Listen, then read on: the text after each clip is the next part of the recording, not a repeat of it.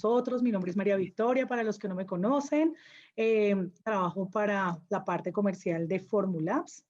En Formulabs manejamos varios productos que vienen de laboratorios y de marcas, grandes marcas, que son fabricantes de este tipo de productos, suplementos nutricionales, vitaminas, minerales, aminoácidos. Bueno, tenemos una serie de productos bastante importantes para nuestra salud en Colombia.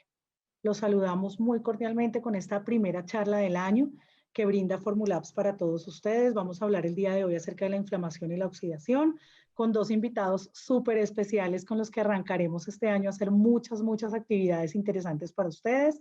Doctor Carlos Arturo Moreno, bienvenido. Doctora Luz Estela Caicedo, bienvenidos.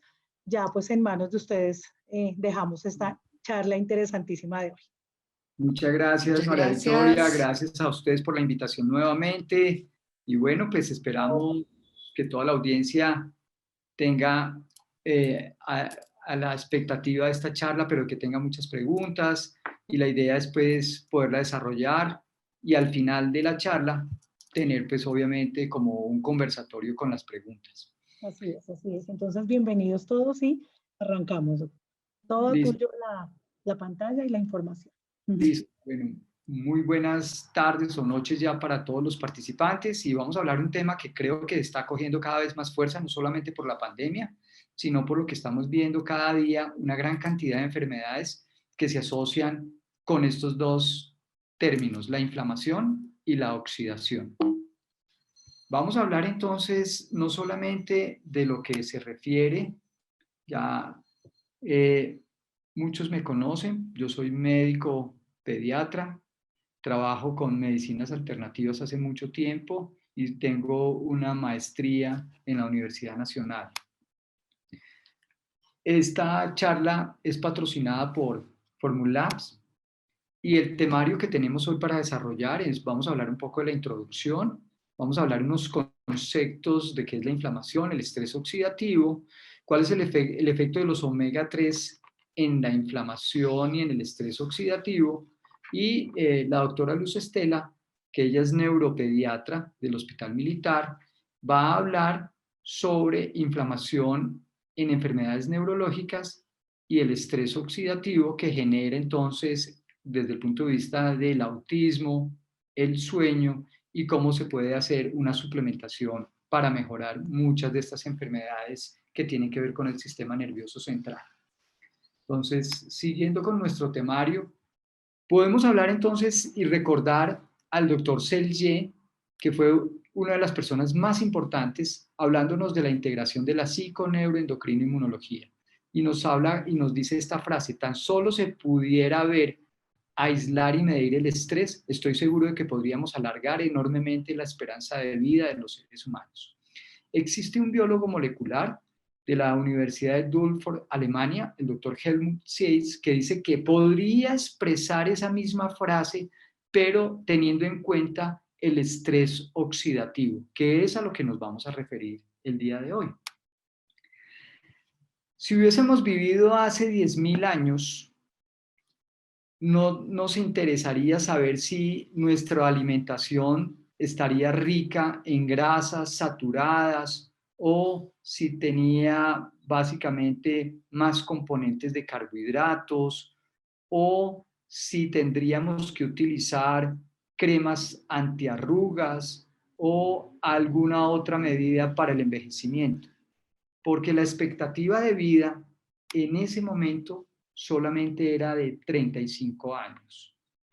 Con el venir del tiempo, hacia la Edad Media, comenzó a aumentar un poco más esa expectativa de vida.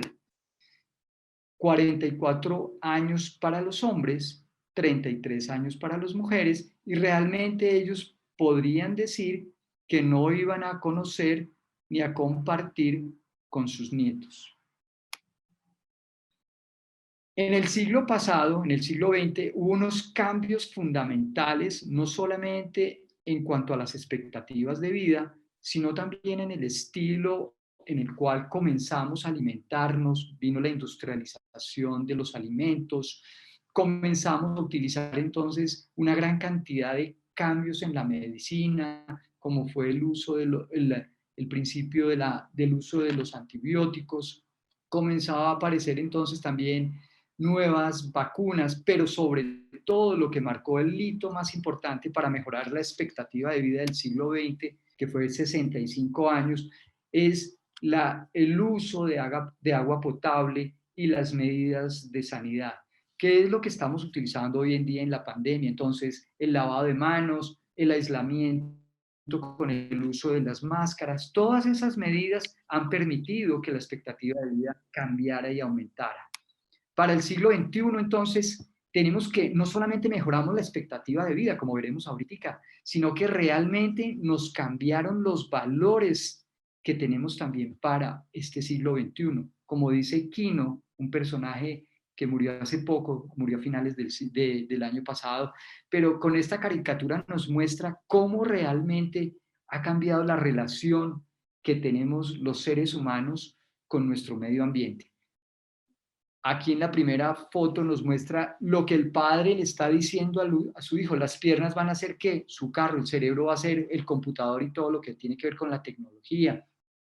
La comunicación con otros seres humanos va a ser los teléfonos móviles, la cultura va a ser dada por la televisión y los ideales, la moral y la honestidad, ¿a dónde van a quedar? Como se ve en la figura, en la basura. ¿Cuál va a ser el Dios? El dinero. ¿Y a quién tenés que amar? Primero yo, segundo yo y tercero yo. Y es importante que desde pequeño aprenda bien cómo es todo. Realmente hemos cambiado también los valores a raíz de todo este mundo que hemos tenido importante con los cambios de la pandemia, con los cambios climáticos que hemos tenido actualmente. Todos esos cambios han hecho que generemos un nuevo estilo de vida. La expectativa y la esperanza de vida, este es un estudio que hicieron en la Universidad Industrial de Santander, donde nos demuestran que cambiamos la expectativa de vida para este siglo en Colombia es de 76 años. Promedio para las mujeres 79 años y para los hombres 73. Todos esos estilos de vida, todos esos cambios mejoraron entonces la cantidad de años que vamos a vivir, pero a su vez comenzó a aparecer un deterioro en la salud por el inicio de una gran cantidad de cambios en el inicio de enfermedades que realmente no estábamos preparados o no habíamos estado teniendo en cuenta. Muchas veces nos ha pasado a todos que no podemos dormir bien, que estamos pensando en la parte económica, cómo vamos a pagar nuestras cuentas, el colegio de nuestros hijos, y realmente también estamos pendientes de que no logramos concentrarnos y no logramos hacer todo lo que tenemos que hacer en nuestro trabajo diariamente. Y si vamos al médico y nos dicen que estamos inflamados, ¿realmente estamos seguros de que será así? Muchos de nuestros pacientes, cuando les decimos que están inflamados, ellos muchas veces no sienten tanto dolor, no sienten tantas molestias, sienten una gran cantidad de síntomas bizarros que probablemente en conjunto son los que nos van a llevar a pensar que nuestros pacientes y especialmente los niños, que ya estamos viendo cada vez más niños con obesidad, niños con hiperlipidemias, niños con una gran cantidad de trastornos crónicos que se veían en los adultos, hoy en día los estamos trasladando a los adolescentes y a los niños. Entonces, todos esos síntomas bizarros son los que estamos viendo que realmente comenzamos a pensar que los seres humanos sí nos estamos inflamando. Y todo ese conjunto de síntomas son las enfermedades no transmisibles que han venido con los cambios que hemos hecho a partir del siglo pasado. Cambios en la alimentación, cambios en modificaciones del estilo de vida, cambios en la forma como trabajamos, en el sedentarismo, en la falta de ejercicio. Todo ese tipo de cambios nos han generado entonces un proceso bien importante que tiene que ver con la inflamación. Tal vez todos los que estamos aquí conocemos muy bien, hemos hablado de todos los síntomas y todas las características importantes y fisiopatológicas que tiene la inflamación. Me referiré a temas puntuales y puntos concretos de lo que es la inflamación.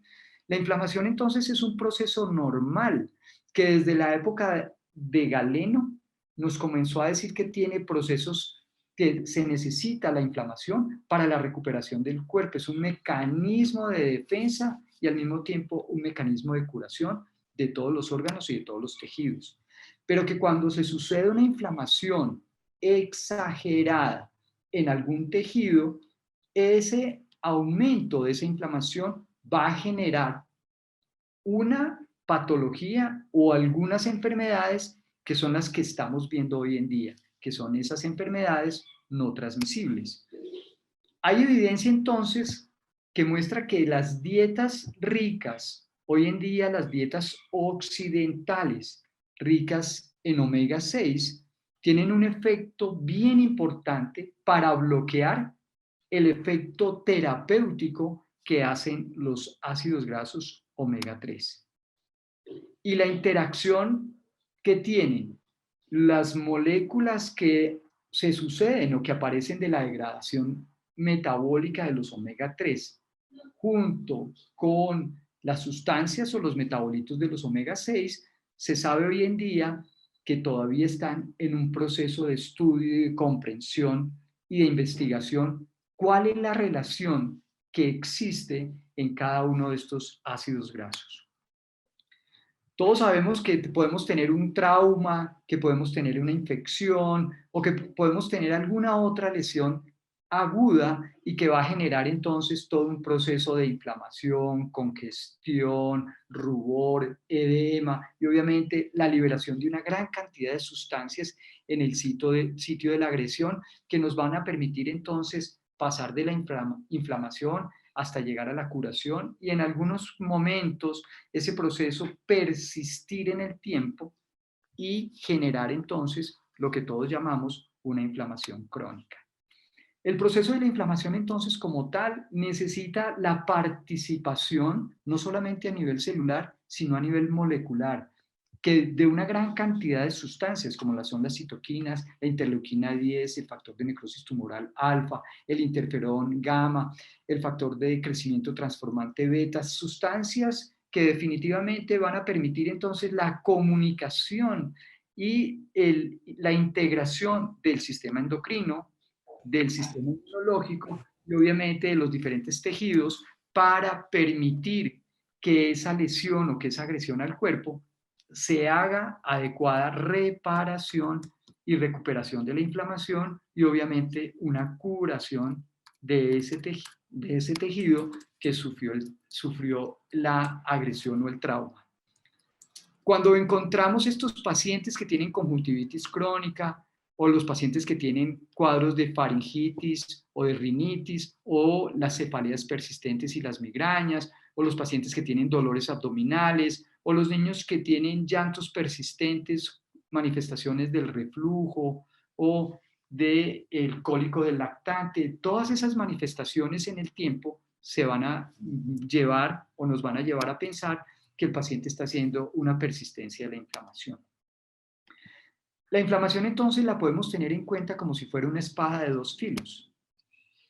Es una respuesta y si es una respuesta inflamatoria, si la respuesta inflamatoria no es suficientemente bloqueada, la inflamación puede entonces persistir en diferentes tejidos y órganos y desencadenar entonces diferentes enfermedades crónicas que hemos visto cada vez más. Pero en algunos momentos necesitamos que exista algo de inflamación, no muy alta, para que se desarrollen ciertos eventos necesarios de la vida de los seres humanos. Es el caso, por ejemplo, del embarazo. En el embarazo, entonces, necesitamos que exista algo de inflamación para que se logre perpetuar en el tiempo el desarrollo del embarazo. Si eso no se sucediera, no podríamos tener embarazos con éxito.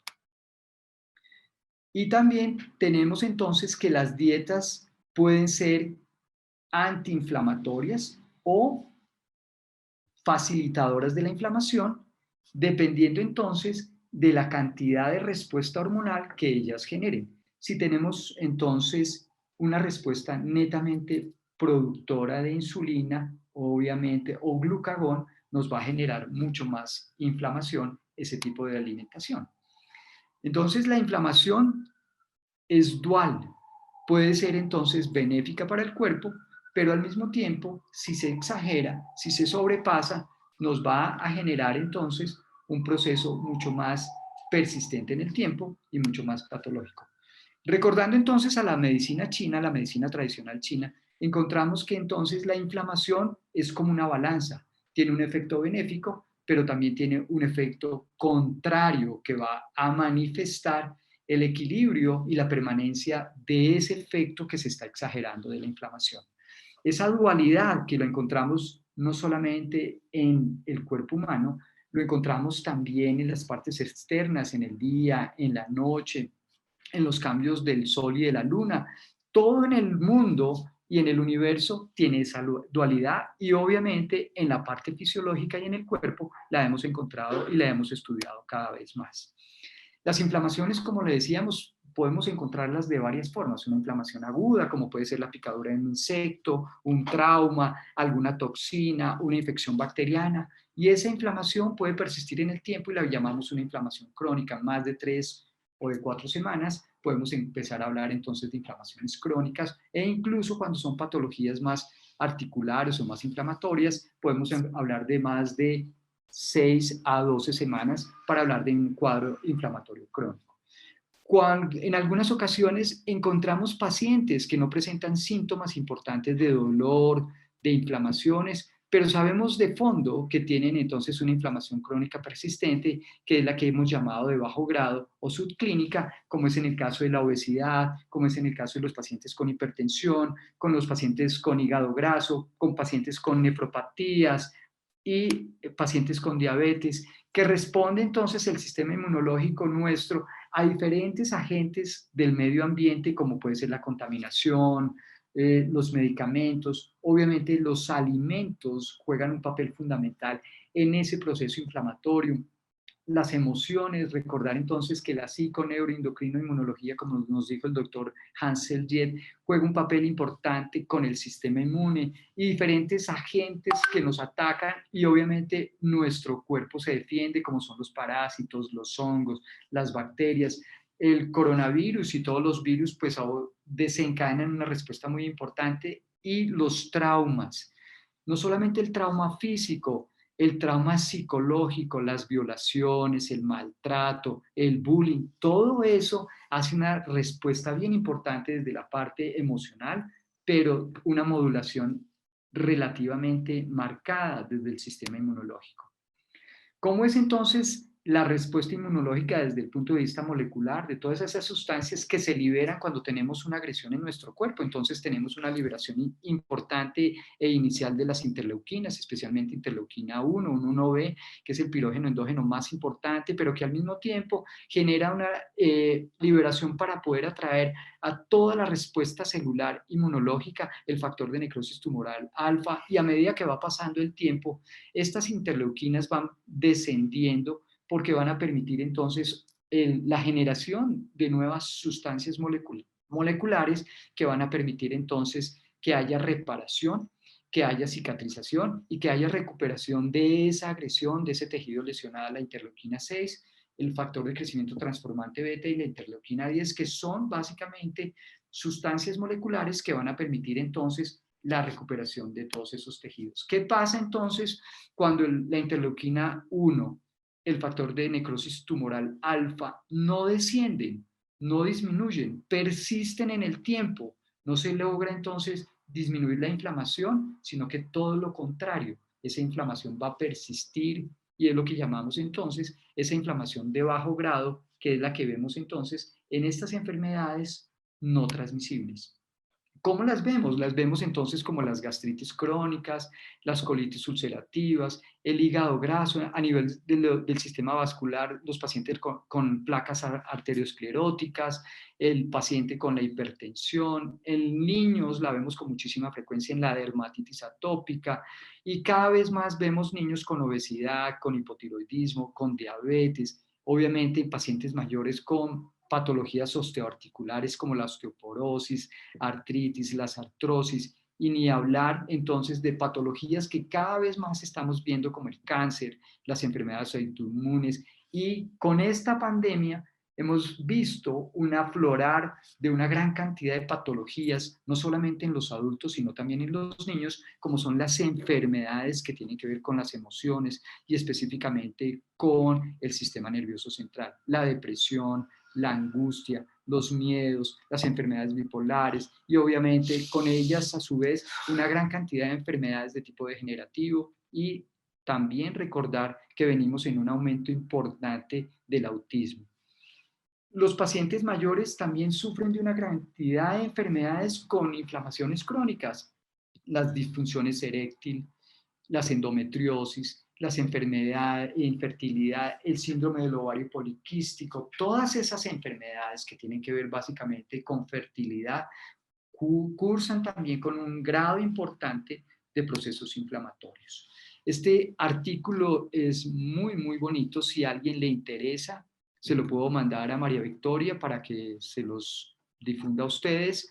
Es un artículo del 2010, pero es realmente como la base de todo lo que hablamos de la inflamación crónica que no ha sido resuelta. El doctor Nathan nos habla en este artículo en la revista Cell, que definitivamente existen varios tipos de agresiones, las agresiones dadas por agentes bacterianos o agresiones de tipo tóxico o agresiones ya sea de traumas, que van a llevar a que el sistema sea detectado esa agresión y se genere una inflamación para poder reparar ese tejido. ¿Qué se sucede entonces cuando no hay una adecuada reparación? No hay una adecuada modulación entonces de esa respuesta inflamatoria. Generamos entonces todas esas enfermedades que tenemos abajo y que ya hemos venido hablando: obesidad, cáncer, asma, enfermedades inflamatorias del intestino, la artritis reumatoidea, el EPOC en los pacientes mayores, la arteriosclerosis. Todo eso es por una mala modulación de esa respuesta inflamatoria, porque existe una exagerada respuesta a los agentes agresores o el organismo no logra bloquear su respuesta inflamatoria, que muchas veces es lo que ha venido pasando en muchos de los pacientes con el COVID, que no se han podido bloquear esa tormenta de citoquinas que se liberan cuando hay una respuesta a un agente agresor como es el COVID-19. Aquí es para mostrarles las fotografías que existen de patologías que vemos a diario y que se encuentran presentando una inflamación crónica persistente. La fotografía de la fotografía que se muestra en la imagen A es una placa de ateromatosis que definitivamente en esos pacientes que tienen ateromatosis e hipertensión hay una persistencia de inflamación importante en el sistema vascular. Los pacientes con obesidad es la imagen de la señalada como B. Los pacientes que tienen entonces inflamaciones y sinovitis articulares y los pacientes que tienen EPOC, donde hay un infiltrado bien importante celular a nivel del alvéolo con exudados locales y obviamente con una gran cantidad de proceso inflamatorio. Todas estas inflamaciones persistentes conllevan a que los pacientes tengan una predisposición, no solamente inmunológica, sino también de disminución de su respuesta ante nuevas agresiones.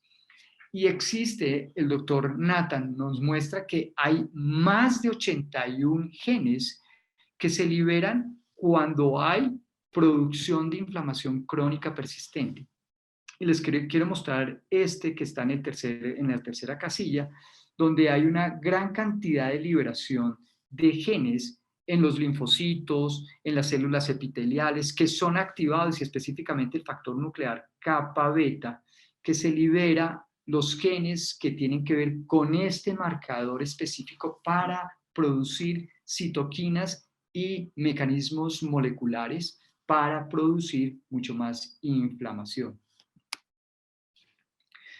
Todo esto entonces, ¿a qué nos ha llevado? ¿Cómo se ha venido presentando? Por el estilo de vida que llevamos y que lo tomamos desde el siglo pasado, el sedentarismo, los cambios del ritmo circadiano. Entonces, hoy en día cada vez más vemos a nuestros adolescentes que duermen más poco en la noche y han hecho un cambio de vida bien importante. Duermen en el día y están despiertos en la noche jugando en línea con sus amigos, haciendo una gran cantidad de actividades en el computador, en el celular, en el iPad, viendo entonces también películas en los canales. Definitivamente todos esos cambios del ritmo y las alteraciones del sueño comienzan a generar inflamación crónica persistente, pero sobre todo un estrés oxidativo en el cuerpo.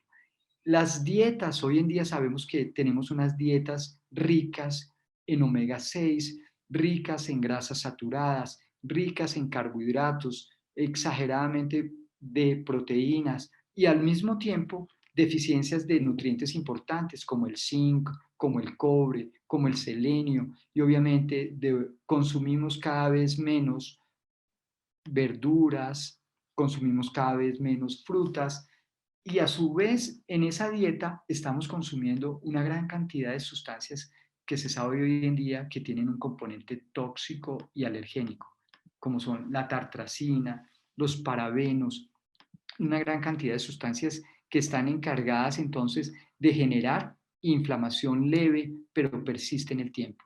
Los medicamentos, entonces, se sabe hoy en día que existen gran cantidad de medicamentos, por ejemplo, los hipoglicemiantes, los mismos medicamentos que tienen que ver con síndromes convulsivos, que producen inflamaciones y persistencia entonces de esos cuadros inflamatorios en órganos específicos como son el hígado.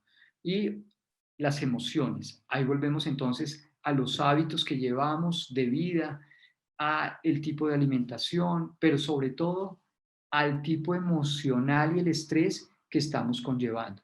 Todos este tipo de cambios en cuanto al comportamiento, la emocionalidad, los sentimientos y los pensamientos nos hacen que generemos entonces una interrelación de nuestros sistemas, como es el inmunológico, como es el neurológico, como es el cardiológico, el endocrino, que es la psiconeuroendocrino-inmunología, que se ve alterada y obviamente tenemos inflamación crónica persistente.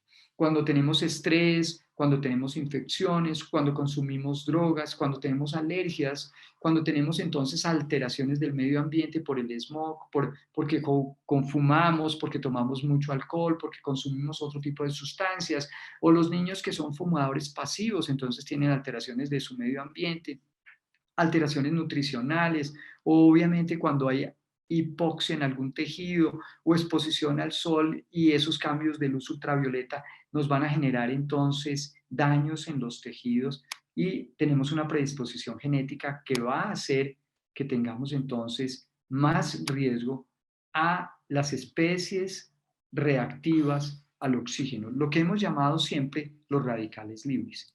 Entonces, sabemos hoy en día que cada vez que comemos y que comemos durante el día cierto tipo de alimentos, tenemos entonces estimulaciones de muchas modulaciones de la señalización intracelular y específicamente del factor nuclear kappa beta, que tiene que ver entonces con todo lo que les estoy contando. Generación entonces de radicales libres cada vez que tenemos consumo de alimentos, específicamente alimentos ricos en carbohidratos, en proteínas y obviamente en grasas saturadas. Este estudio del doctor Aljada nos muestra cómo es de interesante entonces saber que cada vez que nosotros consumimos una carga alta de alimentos industrializados, estamos liberando en nuestro sistema a nivel celular la información para que generemos citoquinas netamente inflamatorias, factor de crecimiento transformante beta, interleuquina 1, interleuquina 8, interleuquina 12 y obviamente se liberan toda esta estimulación de interleuquinas, que son todo lo que tiene que ver con la activación, no solamente a nivel local, sino a nivel sistémico. Mire que vamos a hacer activación de las neuronas, activación de la microglia, de los astrocitos. ¿Y qué nos va a llevar todas esas estimulaciones de citoquinas netamente inflamatorias? A un aumento del estrés oxidativo, y obviamente esto es un círculo netamente proinflamatorio. Seguimos consumiendo alimentos ricos en ese tipo de sustancias, grasas saturadas, carbohidratos, exceso de proteínas. Generamos esta estimulación y nunca va a acabar este círculo de producción de un estrés oxidativo. El día de hoy me metí a PubMed y puse estrés oxidativo. Hay más de 240.000 artículos mostrando cómo el estrés oxidativo sí genera alteraciones bien importantes para la salud de los seres humanos. Y cuando ponemos estrés oxidativo e inflamación, encontramos más de 40.000 artículos mostrando cómo hay una relación directa entre la inflamación, el estrés oxidativo y patologías bien importantes como el cáncer, la arteriosclerosis, la diabetes, la obesidad y obviamente patologías marcadas. Este artículo de la autora Laura da Costa, que escribió para los Anales de Nestlé, y ese escrito en el Annals de Nutrición Metabólica, nos muestra cómo ese estrés oxidativo va a generar entonces una gran cantidad de enfermedades: Alzheimer, Parkinson, diabetes tipo 2, enfermedades cardiovasculares, artritis reumatoideas, que muchos de nosotros las estamos viendo día a día en nuestra consulta. En la medida en que tengamos una gran cantidad de estrés oxidativo, vamos a generar entonces más daño molecular a la célula, más daño celular y obviamente más daño tisular y más daño fisiológico. El estrés oxidativo, entonces, en el tiempo se vuelve como una bola de nieve. Al principio de la vida no lo notamos si tenemos una homeostasis de esa oxidación controlada, pero en la medida en que estas sustancias comiencen a crecer o ser exageradamente producidas en nuestro cuerpo, comenzamos entonces a generar más daño celular y obviamente con el correr de los años vamos a hacer manifestaciones que hubieran podido ser prevenibles con una buena dieta, con un buen ejercicio y obviamente con cambios en el estilo de vida. Esto es la radiografía de lo que estamos viendo hoy en día con nuestros pacientes. El oxígeno es una molécula necesaria para la vida. Entonces, desde el primer momento, el primer minuto de la vida, necesitamos oxígeno. Es un gas que al mismo tiempo que nos da la vida, nos permite vivir, pero en realidad también tiene la dualidad que hemos venido hablando. Es un gas tóxico, es mutagénico, en altas concentraciones es muy oxidante y es un combustible. Entonces, cada vez que nosotros tenemos ese estrés oxidativo, que es un término que apareció en la biología en la década de los 80, y el doctor Helmut Sies nos muestra cómo definitivamente necesitamos, en este artículo nos muestra que necesitamos ese estrés oxidativo para regular muchas de las funciones de nuestro cuerpo y específicamente para producir la energía.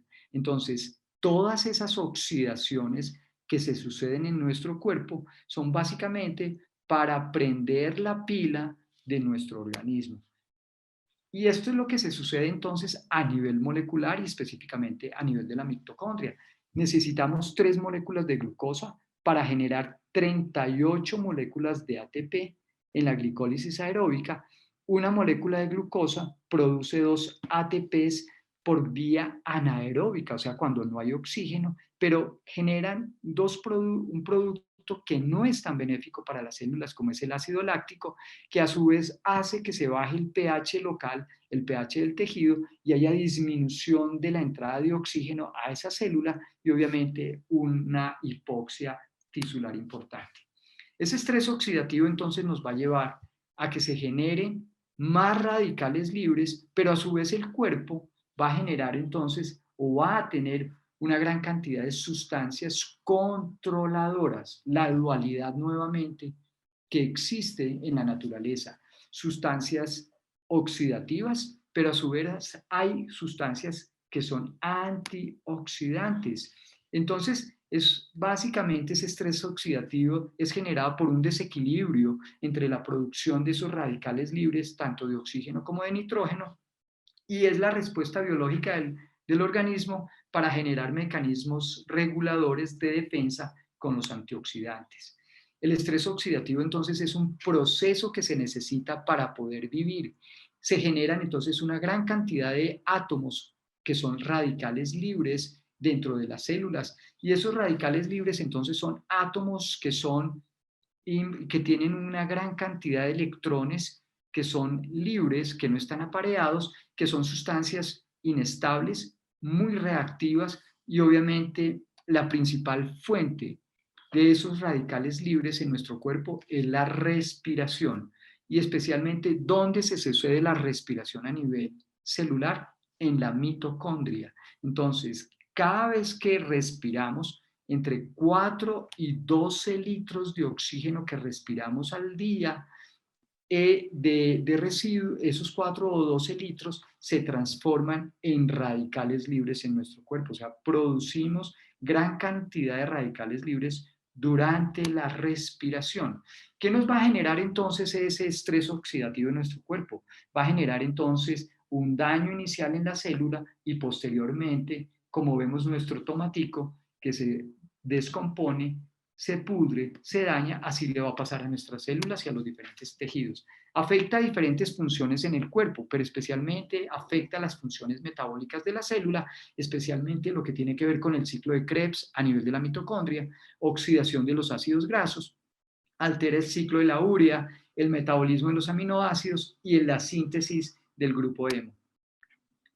Hay daño que produce estos radicales libres a nivel de los ácidos nucleicos, especialmente el ADN, se altera la reproducción celular, se generan mutaciones en ese ADN y posteriormente con el tiempo se genera entonces el inicio de muchas células cancerígenas y el inicio entonces de patología como el cáncer. Altera el colágeno, y si hay alteraciones del colágeno vamos a ver entonces cambios importantes de envejecimiento.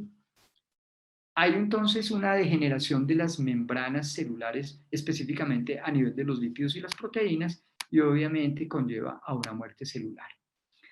Se sabe hoy en día que existen más de 1 millón de lesiones moleculares en cada célula, por célula, al día de los radicales libres.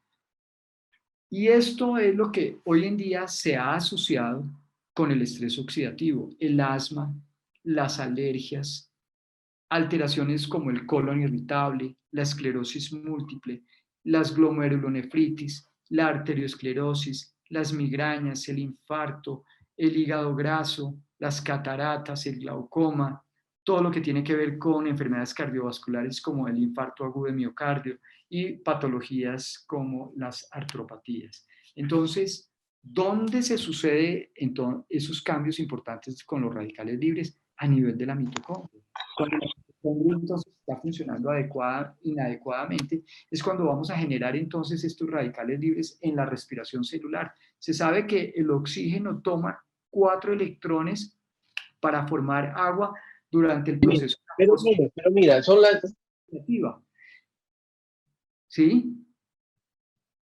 Y que si ese oxígeno es parcialmente reducido, se va a generar entonces una gran cantidad de especies radicales de oxígeno que son el superóxido, el peróxido de hidrógeno y el radical hidroxilo, y que se van a empezar a acumular en la mitocondria, van a comenzar a tener una disfunción de la mitocondria que va a generar muchas patologías, y que esos radicales no duran mucho tiempo dentro de la mitocondria y la célula. Mire que el superóxido solamente dura 5 milisegundos, el óxido nítrico 500 milisegundos y el radical hidroxilo 0.001 milisegundos. Definitivamente son fracciones de milisegundos la acción que tienen estos radicales, porque si duraran minutos o horas en nuestro cuerpo, probablemente nos harían fallecer. Todas estas son las especies reactivas del oxígeno, los iones de oxígeno, los peróxidos, los superperóxidos, el óxido nítrico y obviamente el radical hidroxilo. El radical hidroxilo es el más reactivo y tóxico de todos estos radicales libres, activa la producción de peróxidos de lípidos a nivel de la membrana y afecta a diferentes estructuras, no solamente a nivel molecular, celular, tisular y corporal, pero sobre todo afecta la señalización intracelular, generando entonces más sustancias inflamatorias y obviamente aumentando la señalización con el factor nuclear kappa beta para que se genere más citoquinas netamente inflamatorias a nivel de esa célula, a nivel de ese tejido y obviamente a nivel del órgano. Y no tiene un antioxidante endógeno importante que lo logre bloquear. Por eso entonces es uno de los que más daño nos va a producir en nuestras células. Permite entonces la permeabilidad y ruptura de las membranas, genera oxidación de grasas, especialmente la DLL, y es uno de los precursores de las placas ateromatosas a nivel del sistema cardiovascular. Genera mutaciones del ADN y obviamente patologías como el cáncer, degeneraciones del tipo del sistema nervioso central, envejecimiento prematuro, que vemos esas manchas de lipofucsina en los pacientes ya mayores y obviamente toda esa liberación de todas esas sustancias químicas que hay dentro de la célula. La peroxidación lipídica, entonces hay ruptura de la membrana, hay daño de los lípidos, hay daño de los receptores proteicos y obviamente hay daño de la célula generando apoptosis, entonces el radical libre daña la membrana, hace peroxidación de los lípidos de la membrana, disfunción celular y obviamente una muerte celular. Podemos encontrar diferentes acúmulos de esos radicales libres durante el tiempo de la vida. Podemos encontrar un estrés oxidativo permanente y fisiológico, que es lo que necesitan todas las células para su funcionamiento, pero podemos encontrar también después de la comida en el estado 2 o en el estado 3 y 4 cuando hay patologías leves como un trauma, como una infección, o cuando tenemos patologías mucho más crónicas podemos tener un estrés oxidativo mucho más acumulado, como es en el caso de la tabla 5 y 6. Todos queremos tener un envejecimiento saludable, como ven ustedes en esta fotografía, pero en la medida en que tengamos malos hábitos de vida, vamos a tener envejecimientos no muy adecuados, con un daño bien importante de nuestro material genético y obviamente con patologías muy importantes. El estrés oxidativo en la microbiota y sobre todo en el eje intestino-cerebro, que es lo que les va a hablar la doctora Caicedo ahorita, está cada vez más estudiado. En este estudio de la doctora Dumitrescu nos muestra de la Universidad en Rumania, de Budapest, nos muestra, Bucarest, nos muestra que cada vez más hay una asociación entre la microbiota y el estrés oxidativo. Y obviamente existen una gran cantidad de lactobacilos, el Lactobacillus rhamnosus GG, el Casei, el Acidophilus y obviamente el Bacteroideus longus, con un efecto benéfico de todo lo que tiene que ver con la flora intestinal. Entonces, recordar, estos pacientes necesitan probióticos para mejorar ese estrés crónico y obviamente esa inflamación crónica. El estrés oxidativo y los alimentos, amigos o enemigos. En este estudio, el doctor Lin Tan nos muestra que definitivamente el estrés oxidativo por las dietas ricas en carbohidratos, proteínas y grasas saturadas van a conllevar a que tengamos enfermedades que estamos viendo hoy cada vez más, la obesidad, la diabetes, el sistema cardiovascular y el cáncer. Que ¿cómo podemos disminuir ese estrés oxidativo? Dándole al paciente fibra. ¿Dónde tenemos la fibra? Obviamente en las verduras, obviamente en nuestras ensaladas, dándole omega 3 de origen vegetal que están en todas las nueces y que tienen altas concentraciones de fibra. Utilizando también antioxidantes naturales como la vitamina C, la vitamina E, los carotenos y especialmente los betacarotenos y los flavonoides que están en las frutas. Colombia, un país rico en fruta, tenemos más de 80 variedades de frutas y nuestros niños no consumen frutas. Tenemos que patrocinar que nuestros pacientes sigan consumiendo fruta de una forma aceptable porque es rico en flavonoides. Obviamente el omega 3, y a eso me referiré un poco más. Entonces los omega 3 tienen una gran cantidad de efectos importantes, pero especialmente el omega 3. además de tener proteínas y además de tener péptidos que tienen una función bioactiva, ellos van a funcionar para disminuir ese estrés oxidativo. Y todo lo que tiene que ver con las legumbres, porque tienen una gran cantidad de fitonutrientes que disminuyen ese estrés oxidativo y todo el proceso inflamatorio. Este estudio de los japoneses, y es por la Sociedad de Inmunología de Japón, que fue publicado en esta revista de Inmunología Internacional en el 2018, nos muestra cómo definitivamente hay una relación entre el uso de omega 3 y todos sus metabolitos para bloquear y mejorar entonces todo el proceso inflamatorio. Existen entonces mediadores en el metabolismo de los omega 3 que tienen que ver con las enzimas que van a liberarse o que van a ayudar al metabolismo de estos omega 3 para producir entonces resolvinas, protectinas, maresinas, que son, parece ser, todos los metabolitos que tienen que ver con el efecto antiinflamatorio de estas sustancias. Hoy en día la lipidómica ha mostrado que cada vez que la lipoxigenasa o la ciclooxigenasa actúan en el metabolismo de los omega 3, hay una gran cantidad de metabolitos que hoy en día se están estudiando cada vez más para saber que tienen un efecto potente antiinflamatorio y que cuando esos omega 3 son metabolizados por el citocromo P450 monooxigenasa,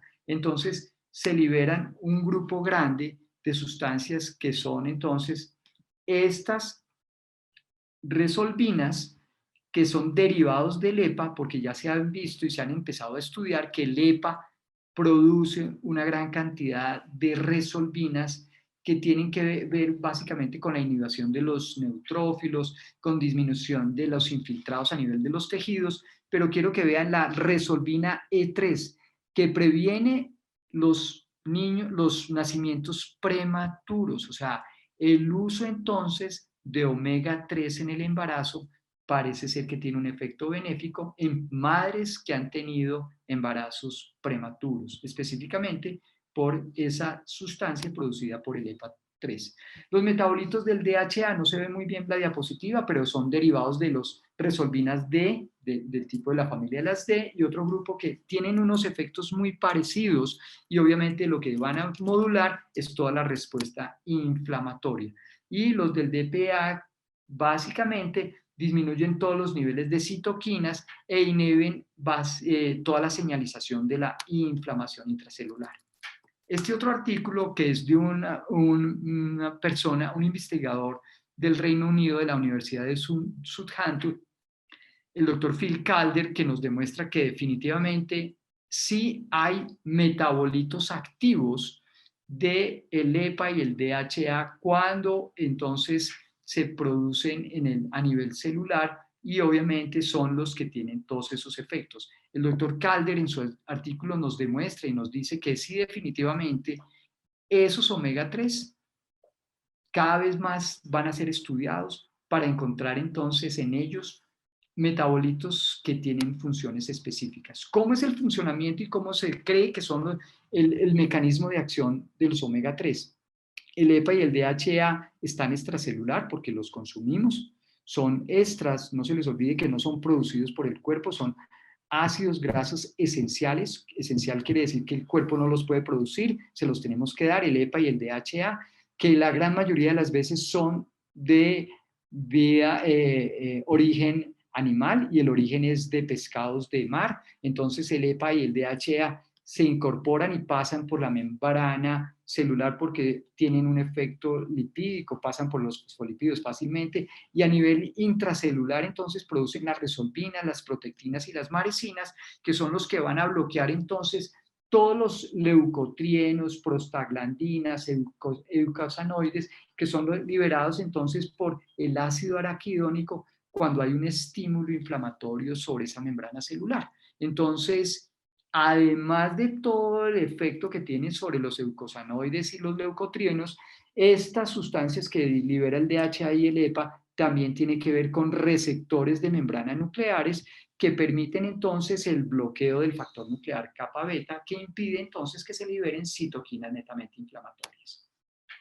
Lo que dice entonces el doctor Calder en este artículo es que el EPA y el DHA son los principales omega 3 que se encuentran en los pescados y obviamente en los suplementos de aceites de pescado, y nos dicen que cada vez más se usan en enfermedades inflamatorias como la artritis reumatoidea, que hay mejoría del dolor y la rigidez y la sensibilidad dolorosa de esos pacientes, y el efecto antiinflamatorio y la resolución de la inflamación de estos omega 3 se ha visto que cada vez se está estudiando más y obviamente tiene unos resultados bien importantes de los pacientes. Este es un estudio que fue publicado en el 2017 en el American Journal de Prevención de Medicina, y donde la doctora Jean Rein nos muestra cómo definitivamente la suplencia de omega 3 en pacientes que tenían riesgo cardiovascular tuvo un efecto benéfico. El sistema de los antioxidantes, entonces les hablé de todos los oxidantes, es un sistema endógeno que está formado por las enzimas de la superóxido dismutasa, catalasa y glutatión peroxidasa. El sistema no enzimático de cofactores están entonces el cobre, zinc, selenio, magnesio y manganeso, donde también hay otros que no son enzimáticos como la melatonina, la bilirrubina, el ácido úrico, el ubiquinol, glutatión y el ácido lipoico. Todos esos son sistemas antioxidantes. Y el sistema exógeno, entonces son todas las vitaminas, vitamina C, vitamina E, los carotenos y los polifenoles. Los que podemos trabajar nosotros, potentes polifenoles. Entonces, estos son otros sistemas enzimáticos que también tiene el cuerpo para lograr contrarrestar el efecto de esos antioxidantes. ¿Dónde podemos encontrar esos antioxidantes exógenos? Entonces, vitamina C, obviamente en el kiwi, por ejemplo, vitamina E en todo lo que tiene que ver con aceites vegetales, los carotenoides en las frutas y las verduras, polifenoles en muchísimas frutas, y también encontramos esos polifenoles en la cúrcuma, en el jengibre, en una gran cantidad de especies que están provenientes de la India y de Asia, y elementos trazas como el selenio y el zinc que están en los pescados, en los mariscos, que tienen un efecto potente antioxidante. Los polifenoles entonces son metabolitos secundarios de las plantas, y uno de los que más se ha estudiado es el resveratrol, que proviene de las uvas y que se sabe hoy en día que bloquea la ciclooxigenasa, que es la generadora de todo el proceso de la inflamación, estimula la sintetasa del óxido nítrico para disminuir la respuesta de estrés oxidativo a nivel vascular, y obviamente libera o estimula las sirtuinas, que son sustancias netamente activadoras de la longevidad. Entonces, el resveratrol, que está como un potente antioxidante que cada vez se está estudiando más, tenemos que tenerlo en cuenta. Y las curcuminas es un polifenol lipofílico que tiene potentes acciones como antibiótico, como antiinflamatorio, como antioxidante, como antienvejecimiento, pero sobre todo hoy en día se sabe que es un anticanceroso. Este artículo, que fue publicado en el año 2019 en la revista Moléculas, mostrando cómo son todos los efectos de la cúrcuma y la curcumina, y obviamente entender que el té de Golden tiene cúrcuma, tiene jengibre, tiene canela, que regula mucho todo el estrés oxidativo que están en los pacientes con diabetes tipo 2, y la momórdica, que es una planta asiática que tiene un efecto benéfico en esos pacientes que tienen obesidad y diabetes tipo 2 y tipo 1. ¿Cómo sabemos que un paciente está inflamado? Aquí están todos los perfiles. Recordar entonces la triglicéridos sobre HDL, que debe ser menor de 2. Cuando los pacientes tienen más de 3, esa relación, entonces pensamos que el paciente está inflamado.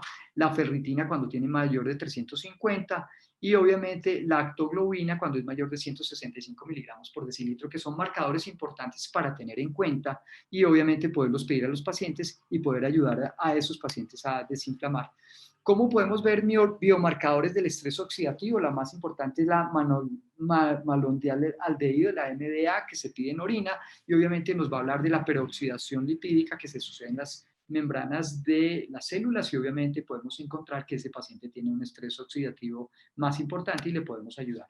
Entonces, simplemente los pasé rápidamente por las generalidades de lo que es el estrés oxidativo, la inflamación y cómo podemos ayudar a nuestros pacientes desde ese punto de vista con sustancias antioxidantes. A continuación, la doctora Luz Estela Caicedo.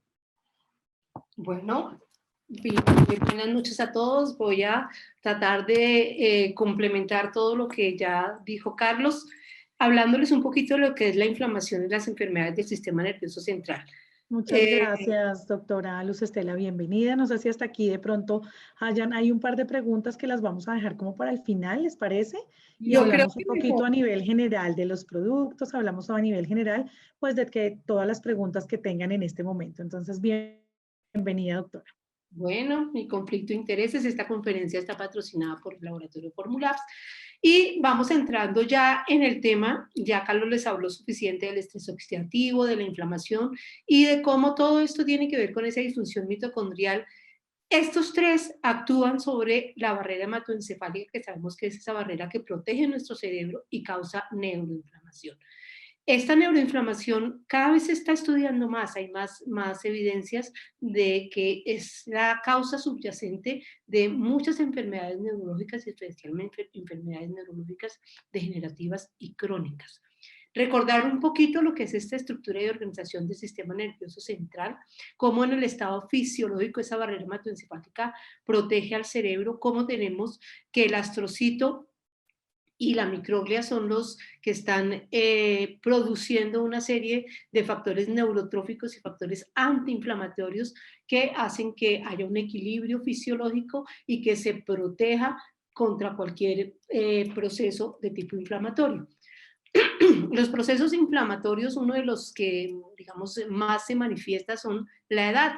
Ya Carlos nos hablaba de cómo cada vez llegamos y alcanzamos mayores edades y cada vez y en la medida en que avanza el tiempo la expectativa de vida es mayor y por lo tanto las enfermedades relacionadas con la edad también son mayores. Y vemos como aquí en el estado inicial, en la primera parte, están los estados donde hay factores neurotróficos y factores antiinflamatorios funcionando divinamente, pero en la medida en que aparece la edad, esos factores neurotróficos y los factores antiinflamatorios empiezan a disminuir y empiezan a aparecer todos los factores proinflamatorios dentro de los que están esas especies reactivas a oxígeno y especies reactivas a nitrógeno, que son las que van a activar la neuroinflamación crónica y a facilitar la muerte neuronal, que es lo que caracteriza estas enfermedades de tipo degenerativo.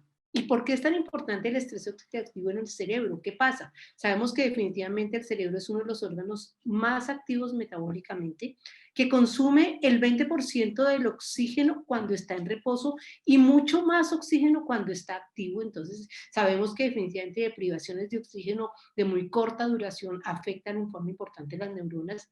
Además, tiene un alto contenido de lípidos en su mayoría hechos por grasas poliinsaturadas, lípidos que están en la membrana neuronal, que facilitan la neurotransmisión y que tienen una gran importancia en el funcionamiento cerebral. Cuando hay estrés oxidativo, entonces, ¿qué pasa? El cerebro obviamente se va a alterar más fácilmente por ese alto contenido de lípidos. Estos lípidos se peroxidan y se alteran y se cambian. Y además de eso, pues produce una cantidad de radicales libres por esa cantidad de consumo de oxígeno. Sabemos que las neuronas y la glía tienen una alta susceptibilidad al estrés oxidativo, tienen una mayor producción de radicales libres, pero además en el sistema nervioso hay deficiencia de todas estas enzimas que le mostraba Carlos, que ayudan a metabolizar los radicales libres y ayudan a que ese equilibrio entre los radicales libres, digamos buenos y malos, se pierda porque el cerebro no alcanza a metabolizarlos. Además de eso, por ese alto contenido de ácidos grasos poliinsaturados que fácilmente se oxidan cuando hay un estrés oxidativo y fácilmente se dañan. Y además, la barrera hematoencefálica, que está diseñada para proteger al cerebro, para limitar que pasen toxinas, también previene que se absorban algunos antioxidantes como la vitamina E. Entonces, esto hace al cerebro altamente susceptible a los procesos en los cuales el estrés oxidativo causa degeneración. Entonces, ¿qué ocurre? El estrés oxidativo libera citoquinas proinflamatorias de las que ya Carlos les habló suficientemente. Se produce una inflamación. Esa inflamación va a tener toda la respuesta a nivel sistémico como diabetes, obesidad, hipertensión, EPOC, artritis reumatoidea, todo lo que ya les habló Carlos, pero además de eso, las enfermedades neurodegenerativas que básicamente tienen que ver con este proceso de muerte neuronal y con esta alteración neurológica tan importante. Entonces, ¿qué ocurre? Cuando hay un estrés oxidativo, hay un aumento de todo ese proceso oxidativo con una disminución de las respuestas antioxidantes que llevan a las enfermedades neurodegenerativas, los que les decía. Esta pérdida en el equilibrio del proceso oxidativo y de las defensas oxidantes es lo que lleva a que ocurran las enfermedades, algunas enfermedades neurodegenerativas. Cada vez hay más publicaciones y las enfermedades que más se han estudiado en este sentido son el Alzheimer, el Parkinson y la esclerosis lateral amiotrófica. Huntington también es una de las enfermedades que, si bien es una enfermedad absolutamente de origen hereditario y genético, tiene que ver con los procesos oxidativos, esclerosis múltiple, y cada vez hay más enfermedades neuropsiquiátricas, como veremos más adelante, enfermedades en los niños como el autismo, y vemos la cantidad de publicaciones que hay hablando de cómo el estrés oxidativo puede ser causa de Parkinson. Este artículo que vemos aquí es un artículo bien llamativo donde habla si el estrés oxidativo es la causa o la consecuencia, o es realmente como si fuera un epifenómeno de las enfermedades neurodegenerativas, pero eso es algo que todavía se está, digamos, estudiando, se está buscando realmente qué es lo que ocurre, y vemos cómo se pueden utilizar antioxidantes en enfermedades del sistema nervioso central, que es una de las cosas que más llama la atención como posibilidad de tratamiento y como posibilidad de utilizarlos desde forma preventiva.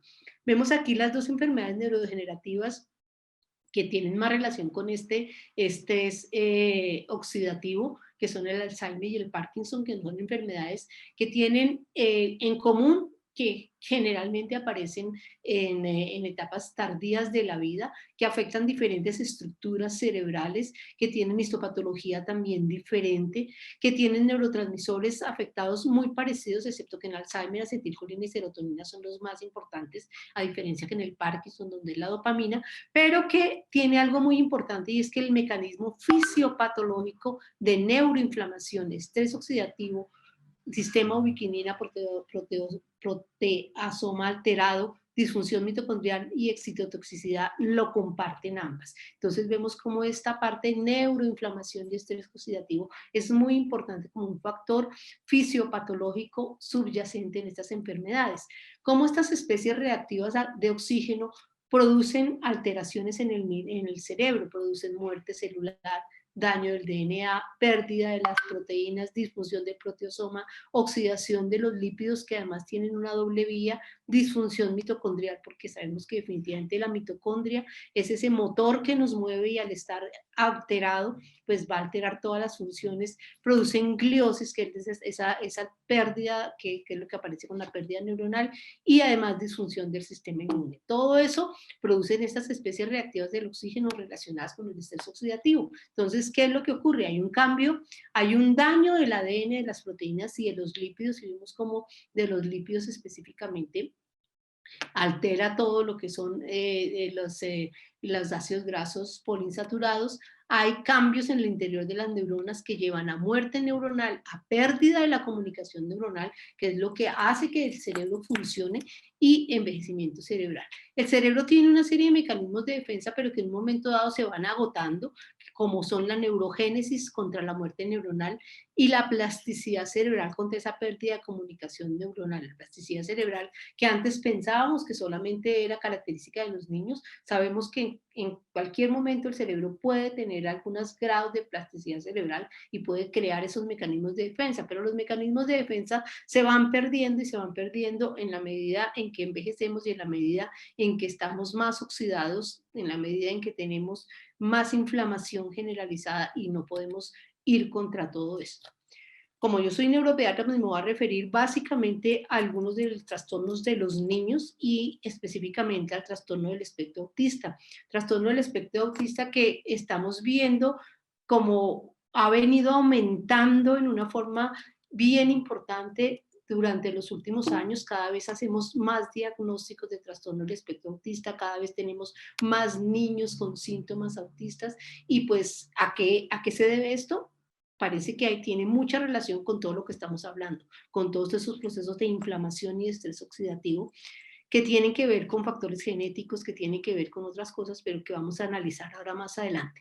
Recordar básicamente estas tres características de los trastornos del espectro autista, donde hay alteraciones de la interacción social, de la comunicación, con patrones de comportamiento que tienen ciertas características muy específicas, que vamos ahorita a repasar rápidamente. Sabemos cómo el niño tiene alteraciones de esta interacción social, evita el contacto visual, no responde cuando lo llaman, no participa en las actividades con otros niños ni con adultos, ignora la presencia de los demás, está indiferente o tiene afectos inapropiados, falta de empatía social o emocional, tiene alteraciones en la comunicación tanto verbal como preverbal.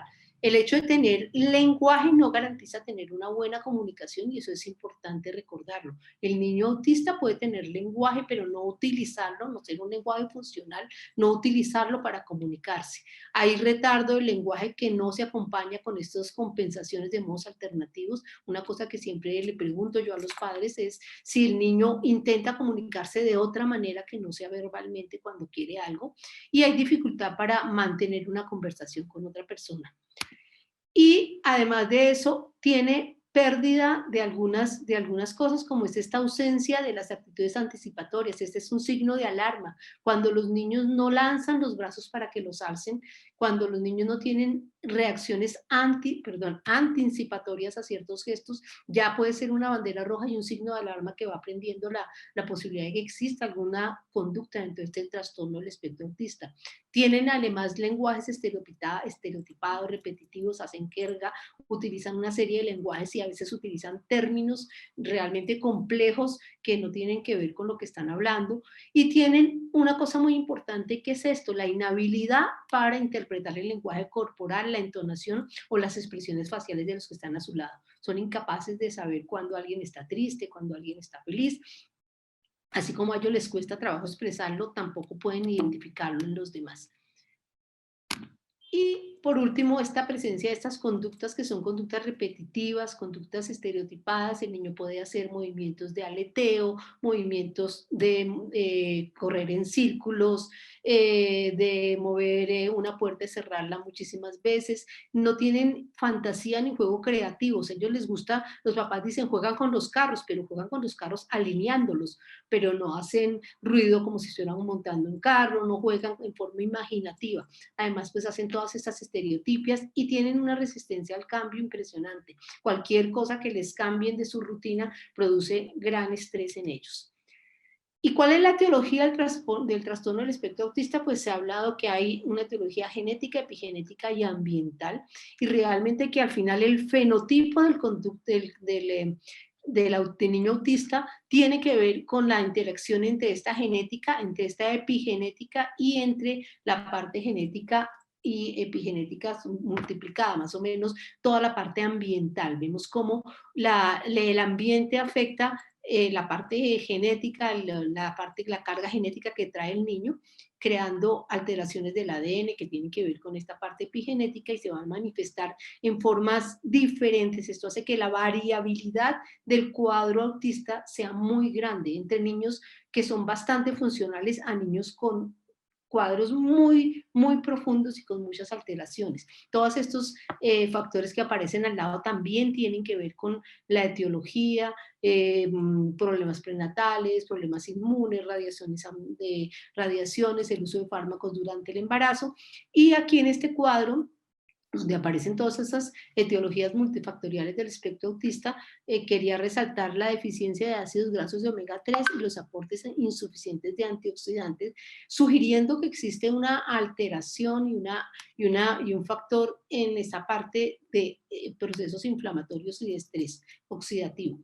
Entonces tenemos que en el autismo hay anormalidades del sistema inmune, hay estrés oxidativo, parece que existe una permeabilidad gastrointestinal anormal, reforzando todas estas alteraciones del eje intestino-cerebro que cada vez cobra más importancia y que cada vez vemos que tienen que ver muchísimo con la microbioma, con todas esas alteraciones de la flora intestinal y con todos los procesos inflamatorios. Por eso es que pues, se están preconizando el uso de dietas, el uso de suplementos para el manejo de los niños con trastorno del espectro autista, teniendo en cuenta esa alteración tan importante del eje intestino-cerebro, donde hay una comunicación que es como un amor de lejos, donde el intestino le manda señales al cerebro y el cerebro le está mandando señales al intestino todo el tiempo.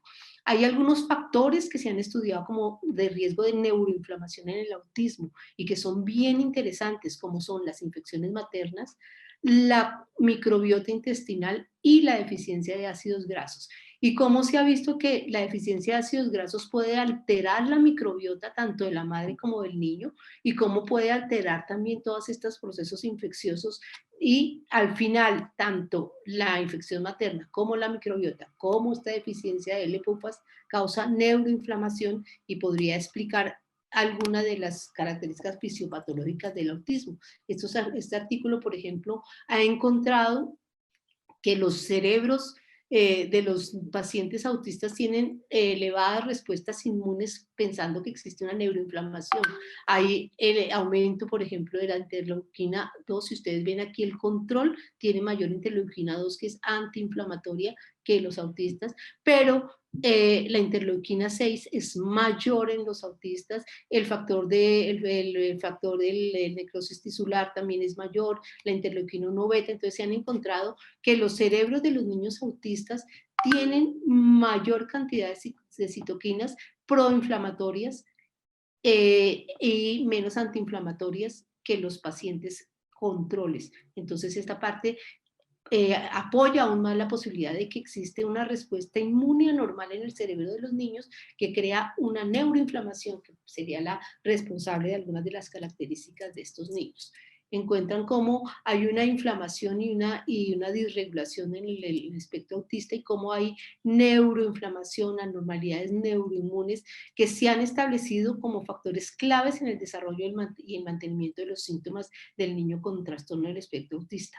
Todos estos resultados en conjunto, y esto es lo que ellos cuando analizan, este es un artículo del 2018, ellos al final dicen que todos esos resultados sugieren que hay un aumento en la producción de las moléculas proinflamatorias en el trastorno del espectro autista, que parece que contribuye en una forma muy importante a la patogenia y a la gravedad de los pacientes que tienen trastorno del espectro autista. Este artículo es un artículo bastante reciente de noviembre del 2020 y hablan de la posibilidad de utilizar antioxidantes naturales como una nueva terapéutica para el trastorno del espectro autista. Y quiero señalarles aquí la utilización de omega 3, DHA y EPA, a dosis entre 870 miligramos hasta 1.5 gramos durante 6 semanas y hasta 6 meses, que son de los diferentes estudios. También vemos que han utilizado cúrcuma, ginkgo biloba, glutatión, vitamina C como posibilidades de utilizar antioxidantes si se tiene en cuenta lo que estábamos mencionando anteriormente, que existe una anormalidad bien importante del tipo inmune con una neuroinflamación que podría ser la responsable del trastorno del espectro autista. Entonces también se ha visto que los autistas tienen anormalidades en los ácidos grasos, hay anormalidades en el metabolismo de los ácidos grasos en pacientes autistas. Se ha visto que el omega 3 mejora la estructura y la funcionalidad de las membranas celulares. Recuerden que la constitución de las membranas está hecha por la mayoría por lípidos, que algunos de los síntomas como la motivación social y el comportamiento han mejorado cuando se suplementan con ácidos grasos, aunque todavía hay resultados contradictorios. Hay muchos estudios que muestran resultados buenos, hay algunos que no muestran ningún resultado. Lo que sí se ha visto es que los efectos secundarios son mínimos y que de pronto el beneficio podría ser mayor utilizándolos que dejándolos de utilizar. Esto, por ejemplo, es una de las cosas bien importantes y muestra cómo los niveles de omega 3 de los PUFAs están más bajitos en las células, células rojas, en los eritrocitos de los niños autistas comparados con niños normales. Esto apoya la hipótesis de que hay un metabolismo anormal de lípidos que está implicado en el autismo y que este metabolismo podría explicar algunas de las características. Este es un artículo también bastante reciente donde muestra cómo la intervención, cómo podría uno intervenir en forma con dieta algunos pacientes del espectro autista, con los niños autistas. Es un estudio que se hizo durante 12 meses, utilizaron 67 pacientes, no solamente niños, sino también pacientes adultos, y ellos dieron dosis altas de omega 3, vieron que al dar esas dosis se disminuían algunos de los síntomas del trastorno del espectro autista, y además encontraron que muchos niños con trastornos del espectro autista no consumen suficientes fuentes de ácidos grasos, como la mayoría de nuestras dietas occidentales, y probablemente tendrían más beneficios de suplementar, de beneficiarse cuando suplementan estos omega 3. Tenemos que tener en cuenta además que los niños del trastorno del espectro autista tienen con mucha frecuencia tendencia a ser selectivos en sus dietas. Yo tengo pacientes que solo comen papas fritas y pasta, o pacientes que no quieren comer absolutamente nada que contenga verduras, o pacientes que nunca comen nada de proteína animal, porque ellos son muy selectivos y es una de las características de los síntomas de los niños autistas. Hay muchos artículos que muestran cómo la suplementación de ácidos grasos poliinsaturados podría ser una medida terapéutica complementaria en el tratamiento de estos niños y cómo las respuestas que se han visto han sido bastante buenas. Quiero hablar un poquito de esto que es el sueño y el estrés oxidativo y la inflamación. ¿Por qué? Porque realmente el sueño es algo que se nos ha visto muy alterado en los últimos tiempos con la pandemia, pero también con todo sociedad que tenemos donde hay un déficit crónico de sueño, donde tenemos luz 24 horas, donde hay entretenimiento, donde hay aparatos eléctricos, donde la gente tiene que trabajar turnos nocturnos, donde tiene que trabajar, y ahora más con la pandemia ya no tenemos límite de horas de trabajo, y donde dormir se piensa como una pérdida de tiempo, pero sabemos que el sueño tiene funciones que son importantísimas, como funciones reparadoras corporales, funciones cerebrales que tienen que ver con el estrés, reducción del dolor, regulación del ánimo, disminución de la ansiedad. Sabemos que definitivamente el sueño es fundamental para que las memorias se guarden para aprender, que si no dormimos no consolidamos nuestros aprendizajes, y además de eso para crear inmunocompetencia. La necesidad de sueño varía y varía, pero el promedio más o menos que uno debe dormirse entre 8 a 9 horas. Hay personas que pueden dormir un poquito, hay personas que con 5 o 6 horas pueden estar bastante bien, pero si ustedes ven es un porcentaje muy bajito, y hay personas que necesitan más de 10 horas para estar perfectas, pero uno podría decir que en promedio entre 7 a 9 horas para adultos está bien. Para niños sabemos que tiene que ser más de acuerdo a la edad. Los niños necesitan, entre más pequeños, necesitan dormir más, y los adolescentes necesitarían dormir más o menos 9 horas, y en realidad efectivamente están durmiendo 7 horas y aún menos. ¿Y qué pasa con el sueño? El significado del sueño definitivamente tiene efectos profundos sobre el desempeño cognitivo. Si no dormimos, no aprendemos. Si no dormimos, no crecemos. Cuando la gente no duerme, el peso se aumenta y hay obesidad. Se altera la función inmune, la función cardiopulmonar y metabólica. Y la disminución del sueño tiene definitivamente impacto sobre muchos de los aspectos de la vida humana. Entonces, tenemos claro. ¿Y por qué ocurre todo esto? Parece que al final todo tiene que ver también con este estrés oxidativo, con este proceso inflamatorio de inflamación crónica que nos lleva, y que el sueño es uno de los grandes contribuyentes a que esto pase. ¿Qué pasa con? Parece que el sueño es una de sus funciones es promover mecanismos antioxidantes. Si no dormimos, tampoco estamos promoviendo esos mecanismos. El sueño promueve la eliminación de radicales libres acumulados durante la vigilia, y es súper importante que podamos dormir. Se sabe que además el sueño tiene que ver, por ejemplo, con eliminación de productos tóxicos, y que la no eliminación de esos productos puede llevar a pacientes a presentar los trastornos de las demencias como el Alzheimer. Sabemos que durante el sueño disminuimos la adrenalina, disminuimos el cortisol, o sea, estamos mejorando el estrés, disminuye la hormona tiroidea. También se pueden disminuir algunas citocinas antiinflamatorias y aumentar otras. Hay la hormona de crecimiento se secreta la melatonina, las prostaglandinas se aumentan y la prolactina. Entonces el sueño tiene que ver con todos esos procesos de inflamación y la privación experimental de sueño se ha visto que altera las respuestas inmunitarias y se ha visto que tanto pacientes como los estudios en animales alteran la producción de todas estas sustancias que tienen que ver con la respuesta inmunitaria. La deprivación de sueño puede inducir estrés oxidativo, induce aumentos de marcadores inflamatorios, de interleuquina 6, de factor de necrosis tumoral, de proteína C reactiva, y además altera el número y la actividad de los macrófagos y las células asesinas naturales. Entonces, definitivamente, no dormir altera nuestra inmunidad, nos puede inducir estrés oxidativo y nos puede llevar a un proceso inflamatorio que va a favorecer toda esta cantidad de enfermedades de las que hablábamos anteriormente, enfermedades de compromiso sistémico, enfermedades de compromiso neurodegenerativo. Y una cosa muy importante en los niños deprivados de sueño en los periodos críticos del desarrollo, esa deprivación de sueño cambia la función cerebral a largo plazo. Y esa deprivación de sueño temprana que estamos viendo en muchos de nuestros niños, sabemos que inhibe el crecimiento cerebral como respuesta a los estímulos ambientales aún más tarde en la vida. O sea, altera la plasticidad cerebral. Entonces, el niño que no duerme bien, pues está creando una cantidad de procesos que tienen que ver con esta inflamación, con este estrés oxidativo y que tiene que ver con el neurodesarrollo normal. Sabemos que este buen dormir es una función crítica del desarrollo, que, como decíamos, el sueño contribuye a estos procesos de plasticidad cerebral y que la función que se altera es a largo plazo.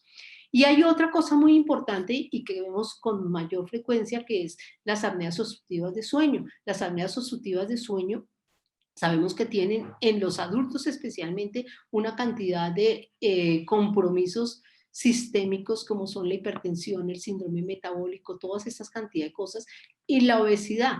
Entonces, los niños también presentan apneas obstructivas de sueño, se asocian con bajo rendimiento escolar, con todo esto que aparece aquí. No todos los niños con SADO la presentan. ¿Por qué? Porque parece que existe un papel de la inflamación importante y que tiene que ver con la obesidad, con la proteína C reactiva y con algunos factores genéticos, sobre todo con la proteína E4. Entonces, sabemos definitivamente que el hecho de no dormir bien o de dormir interrumpidamente, pues ayuda al proceso inflamatorio, ayuda a que haya estrés oxidativo y que haya alteraciones y enfermedades de este tipo de las que hemos hablado durante todo el tiempo. Entonces, ¿cuál sería el papel de la deprivación de sueño en la neuroinflamación? Sabemos que el sueño tiene una regulación de la plasticidad sináptica y de la síntesis de proteínas, que es toda esta parte de la plasticidad cerebral, que la privación de sueño altera esta síntesis de proteínas y la plasticidad sináptica aparentemente a través de mecanismos oxidoinflamatorios de los que ya hablamos al inicio con las alteraciones en todos estos procesos, que la deprivación de sueño en los periodos críticos altera permanentemente la maduración de ciertas regiones del cerebro y que además de eso puede causar trastornos emocionales y cognitivos a largo plazo. La relación entre omega 3 e inflamación. Sabemos que las omega 3 son moléculas antiinflamatorias y que son fundamentales para que mantengamos la inflamación bajo control. Que los omega 3 tienen propiedades antiinflamatorias e inmunomoduladoras. Que la suplementación de omega 3 disminuye expresión génicas de factores inflamatorios, disminuye proteínas inflamatorias de los macrófagos, disminuye el factor de necrosis tumoral, que el EPA y el DHA aumentan la acción antiinflamatoria por eliminación de radicales libres y disminución del estrés oxidativo. Hay estudios donde tenemos la relación entre los ácidos grasos y la suplementación de omega 3 y la neuropsiquiatría. Por ejemplo, este es un artículo del 2018 donde muestra que existen 14 estudios para esquizofrenia, 9 estudios para trastorno de déficit de atención con hiperactividad, 14 estudios para depresión, 6 estudios para trastornos bipolares y 10 en demencia. y metaanálisis hechos en estudios de suplementación o ensayos de suplementación con omega 3 para esquizofrenia, hay 10, para TDAH 16, para depresión mayor y depresión bipolar 17 y para demencia 8, de los cuales 8 de 13 que fueron, o sea, 8 de 13 estudios fueron positivos, de 13 estudios, 8 fueron positivos. Eso no quedó ahí muy claro, pero es bien importante ver cómo definitivamente la suplementación nos ayuda no solamente a lo que estábamos viendo ahora, sino a otra cantidad de trastornos neuropsiquiátricos en los cuales podría ser útil en suplementar. Este es ese estudio que les estaba mostrando y ellos al final hacen, digamos, como la guía basadas en evidencia para mirar cuáles podrían ser los usos del omega 3 en tratamientos de niños que tienen desórdenes psiquiátricos y en adolescentes. Ellos dicen que recomiendan, y es la recomendación final del estudio, que cualquier suplementación siempre se debe consultar con el médico tratante del niño. Generalmente, pues, son niños que tienen un neuropediatra tratante o tienen un psiquiatra tratante, entonces es importante comentar la suplementación que se va a hacer. No suspender las medicaciones que está recibiendo, sobre todo si estas medicaciones le están funcionando. Entonces, no, ahí los padres a veces tienen la tendencia a decir, yo le quiero quitar el medicamento, ¿será que si le pongo omega 3 le puedo quitar el medicamento? No, hay que seguir el medicamento y suplementar. Considerar el uso de LS-PUFAs como una terapia complementaria al tratamiento, eso es súper importante. Recordar que hay síntomas como la piel seca, la piel escamosa, el eczema y los ojos secos que podrían indicar una deficiencia de ácidos grasos esenciales poliinsaturados y que si tenemos niños que tienen trastornos neuropsiquiátricos o trastornos de este tipo como trastornos del espectro autista y además tienen estas alteraciones en la piel, pues probablemente ellos se van a beneficiar mucho más de la suplementación que otros. Se recomienda en este estudio que se haga un seguimiento rutinario entre 6 a 12 meses de la bioquímica de estos niños, que se hayan perfiles lipídicos, que se hayan pruebas de función hepática, función renal, todas las cosas cuando se utilizan omega 3 y siempre utilizar un suplemento que tenga reconocida calidad, que sepamos exactamente cuánto le estamos dando a nuestro paciente de esta suplementación. La suplementación, y también en este estudio recomiendan que se debe hacer en tiempos prolongados y con las dosis suficientes. Yo les mostraba el estudio que hicieron, ese estudio de 67 niños, ellos utilizan dosis altas entre 7.000 hasta 4.000 dosis de omega 3, o sea, dependiendo de la edad y el peso de los niños. Entonces, siempre es bien importante saber que se debe dar una dosis suficiente y durante un tiempo suficiente para mirar si realmente estamos logrando lo que queremos. Pero no solamente suplementar de esta forma, sino recordar que la dieta es importantísima, una dieta alta en antioxidantes, tomar té verde, hacer ejercicio, meditar, hacer yoga, hacer cualquier cosa que promueva que tengamos mejor salud mental, dormir, definitivamente dormir importantísimo, ya vimos cómo el sueño tiene efectos antioxidantes y no dormir tiene efectos oxidantes y efectos que dañan completamente nuestro sistema de salud. Tomar alimentos ricos en flavonoides, la cúrcuma, bueno, todas estas cosas que ya sabemos, pero es importantísimo. Y en los niños, si desde temprano uno pone buenos hábitos alimenticios, pues probablemente podemos prevenir algunas de estas enfermedades. Con esto pues queremos terminar, darles las gracias, aquí están nuestros datos por si ustedes quieren comunicarse, quieren algunos de los artículos que hemos presentado y pues abrimos los micrófonos, María Victoria, para las preguntas. Por supuesto, claro que sí, doctora Luz Estela, excelente, excelente presentación. Doctor Carlitos, también como siempre, excelente. Bueno, ya tenemos varias preguntas aquí en el chat. No sé si quieres dejamos de compartir, si les parece. Sí, me parece bien y vamos a ir hablando. Bueno, muchas gracias. Creo que hicimos una revisión lo más concisa y rápida, pero el tema da para hablar un poco más porque es un tema muy interesante y creo que cada vez va a llegar más estudios sobre el beneficio que tienen los omega 3, no solamente en los niños, sino en patologías crónicas de adultos. Correcto, así es. Bueno, doctor, entonces aquí vamos a ver entonces con preguntitas que están acá en nuestro chat hace ratico. Por aquí, aquí está la primera. Dice Jesús Alirio Pachón, que si la cámara hiperbárica produce más radicales libres. Bueno, no tengo experiencia en las en cámaras hiperbáricas, la verdad, pero si es un exceso de oxígeno, pues obviamente tendríamos que pensar de pronto si esa cámara hiperbárica puede generar algo del proceso de estrés oxidativo e inflamatorio, porque pues la cámara hiperbárica lo que hace es generar un exceso de oxigenación al tejido. Entonces no sé si esa podría ser un efecto de estrés oxidativo sobre el cuerpo de ese paciente que utiliza ese tratamiento de cámara hiperbárica. Con respecto a eso, por cierto, en estos días salió un paciente que sufrió un accidente con muerte por utilizar cámaras hiperbáricas aquí en Bogotá.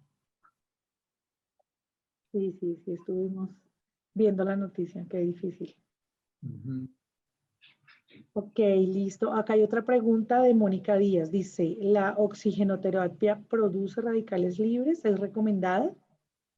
Es lo mismo que estamos ¿La cual? oxinoterapia.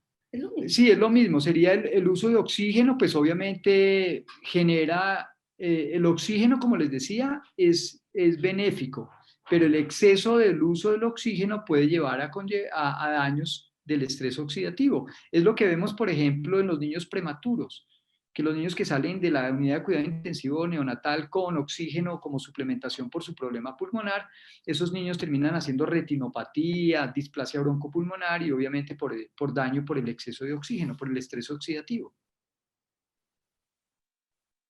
Ok, perfecto. Acá hay otra pregunta, doctor. Dice Margarita Alemán, ¿el niño nace o se hace autista? ¿Se puede prevenir o reversar el autismo? Bueno, como veíamos, depende. Sabemos que existen factores genéticos, epigenéticos y ambientales. Entonces, la interacción entre estos factores es lo que va a determinar la aparición del cuadro. Definitivamente la carga genética ya está comprobada. Ya estamos claros que existen genes específicos que codifican para que aparezca el niño con autismo. Pero la influencia de el ambiente y la influencia de toda la epigenética sobre esto es lo que va a determinar la gravedad y va a determinar el fenotipo del niño. Como decíamos, el espectro autista es muy variable. Va desde el niño que tiene mínimos síntomas hasta el niño que tiene muchísimos síntomas. Es como un arco iris, entonces va de lo más claro a lo más oscuro y todo eso va a depender de esa interacción entre tus factores. Ya sabemos definitivamente que el autismo no tiene un solo fenotipo, tiene muchos fenotipos y depende de la expresión de esa carga genética. Sabemos que los papás hay muchos padres de niños autistas que tienen muchas características del espectro autista sin que sean autistas y definitivamente la parte genética es la más importante. Entonces el niño nace con esa carga genética, pero lo que ocurra de ahí en adelante va a depender de los otros factores. Ok, doctora, muchísimas gracias. Hay varias preguntas. Vamos a hablar un poquito acerca de, digamos, los beneficios que tenemos en Formulabs respecto a nuestro omega 3 que viene de Noruega, que no hemos hablado un poquito y hay varias preguntas acerca de cuál es la mejor hora de consumirlo, de cómo pues es ese beneficio que podemos tener en el producto. Yo les voy a contar un poquito acerca de ese omega 3 que viene del laboratorio noruego Carson Labs. Es un producto que viene en una condición bastante importante porque es el único en Colombia en este momento con certificado IFOS de calidad. Es un producto que ha pasado por unas, más o menos en promedio son 14 pruebas en las que analizan, que es un producto libre de mercurio, libre de metales pesados, con la concentración adecuada, como lo hablaban los doctores ahora, de 1.600 miligramos de los mejores omegas 3, el DHA y el EPA, pues en una condición de calidad única en Colombia en este momento. Entonces, básicamente con una concentración tan alta es un producto que es muy adecuado tanto para los niños con alguna de las patologías que acabamos de ver, como para los pues, adultos y a nivel general para todos. Pero pues básicamente centrándonos en la charla del doctor Carlitos y de la doctora Luz Estela, pues solamente es un producto que está obviamente disponible aquí en Colombia por intermedio de Formulabs, obviamente para poder contrarrestar todas las patologías que hemos visto el día de hoy respecto a todo lo que tiene que ver con estrés oxidativo, inflamación, oxidación y demás. Entonces, está disponible para las personas que lo necesiten. Ya vamos a dejar acá en nuestro chat nuestros datos y si quieren dejar también sus celulares, ya tenemos algunos correos donde les vamos a compartir pues toda la información. Están disponibles para la formulación para sus pacientes, para los chiquitines. Entonces, pues bueno, importantísimo. Por acá hay otra pregunta, doctores, que dice que ¿cuál es la mejor hora para consumir el omega 3? Lo ideal en los niños siempre es en las mañanas. Es lo que recomiendo siempre dárselos a los pacientes. Entonces, recordar que el metabolismo celular es más rápido y más aceptado en el día. En la noche la célula está haciendo un efecto de limpieza. Entonces, es preferible utilizar el uso del omega 3 en la mañana. Es la recomendación que yo le doy a mis pacientes. Ok, perfecto. Recordar que una cucharada son 1.600 miligramos, ¿no? Entonces lo que hacemos es que pues, para los niños podemos estar dando media cucharada que correspondería pues obviamente a la condición adecuada para toda su nutrición neuronal, ¿no? En los niños la concentración que 2.5 centímetros es más o menos, son 800 miligramos de EPA y DHA, que es suficiente. La dosis en niños, para niños el mantenimiento debe ser de 500 a 1000, y cuando los niños tienen patologías crónicas, lo ideal es de entre 1000 y 1500 miligramos, o sea, 5 centímetros en niños con asma, con hipertensión, con patologías como las dermatitis. Uno podría utilizar 5 centímetros diarios para ayudar a mejorar a esos pacientes con esa inflamación crónica. Ok, maravilloso. Pues bueno, esas son las condiciones puntuales de nuestro omega 3 con excelentes resultados porque sabemos que el doctor lo ha probado con sus pacientes y pues obviamente aquí hay otra pregunta de Gloria Jimena. ¿Desde qué edad estás recomendando el producto? Yo realmente recomiendo el uso de los omega 3 por encima de los 2 a 3 años. O sea, por debajo de 2 años no hay muchos estudios que digan que definitivamente tenga un efecto benéfico o que se pueda usar en esas concentraciones. Lo he usado en niños mayores de 2 años, especialmente en niños con hiperreactividades bronquiales y asma y dermatitis atópicas importantes, y realmente la respuesta es maravillosa para el efecto antiinflamatorio. Ok, también sabemos que la doctora Luz Estela lo ha probado y el día de hoy pues vimos hartos estudios, bastantes estudios que recomiendan obviamente el producto. Por acá también hay un comentario muy interesante del doctor Régulo, dice que es el mejor omega que ha probado, me alegra muchísimo que lo haya tenido esos excelentes resultados. El doctor Carlitos y también la doctora Luz Estela nos hablaba de algo importante y es la parte del uso de probióticos, ¿no? Las cepas más importantes de los probióticos los podemos encontrar en el probiótico de Yarrow Fórmulas que vienen de Estados Unidos. Obviamente son 8 diferentes cepas para las diferentes patologías que maneja, pues que debemos obviamente contrarrestar en nuestro organismo y más aún hablando ahorita de nuestro sistema inmune y de todo lo que necesitamos tener en nuestra microbiota. Ese va a ser nuestro próximo tema, ¿no, doctores? Dentro Así de, dentro de unos días vamos a hablar acerca de todo ese eje intestino-cerebro que es tan importante. También claramente lo tenemos acá, el Yarrodophilus EPS, que es obviamente el único en Colombia también en este momento, con todo su recubrimiento entérico y su tecnología STAR que le permite garantizar, pues obviamente que estos microorganismos nos lleguen intactos a nuestra microbiota repoblar, en donde necesitamos obviamente tener este súper equilibrio del producto, entonces también súper importante. Y hablando un poquito de la parte de antioxidantes, que también ustedes han hablado mucho del tema, pues también contamos como para hacer una sinergia bien espectacular con el Golden Tea de Yarrow, que es obviamente de un rico sabor. Se me olvidó hablar un poco del sabor del omega 3. Para las personas que han probado el omega 3 de Carson, el sabor es espectacular. Entonces va a ser súper fácil la parte del suministro, ¿no, doctor?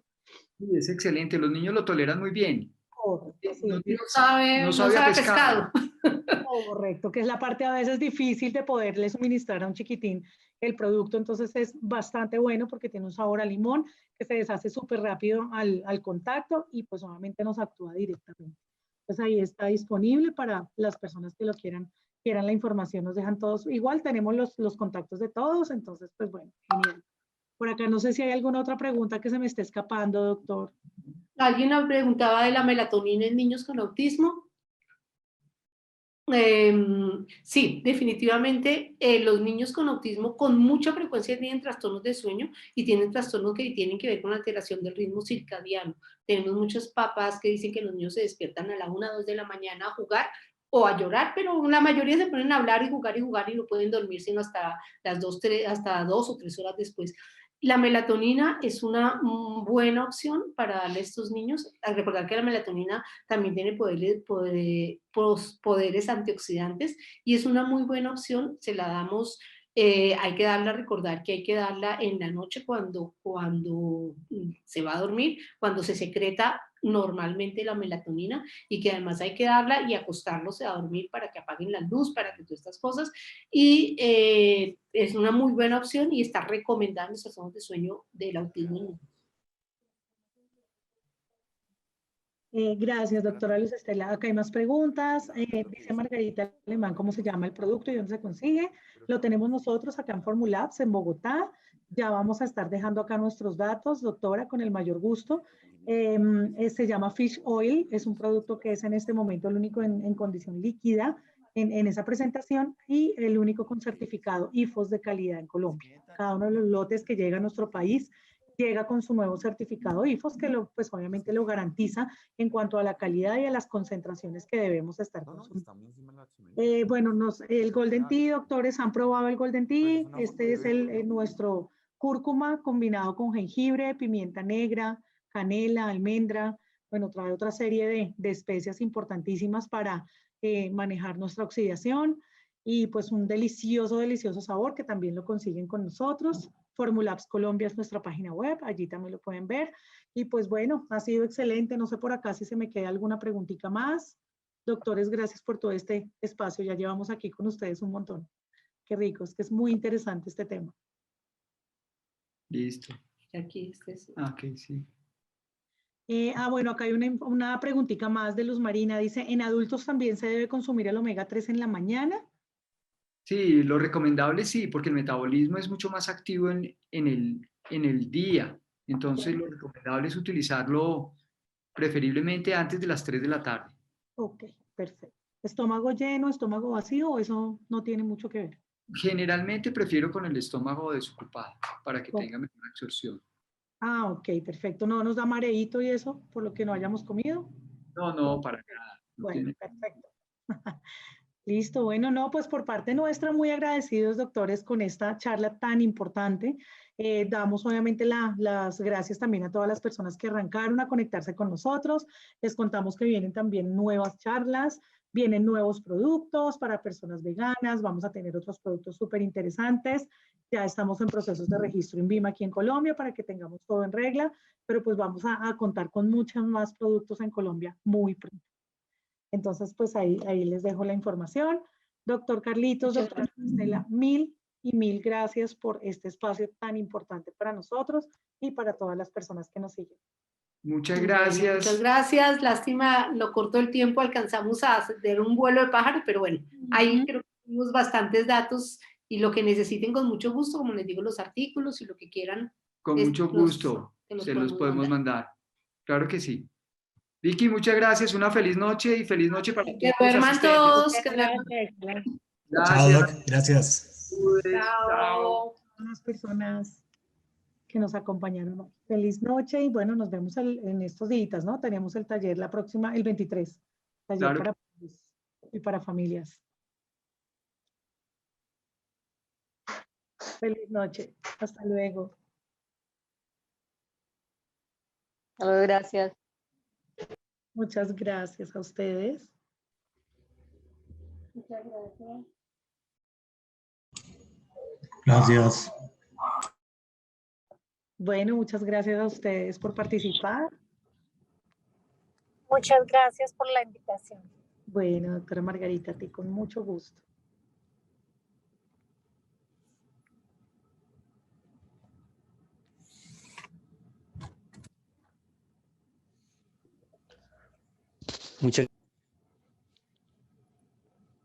Muchísimas gracias a todos por participar. Una feliz noche.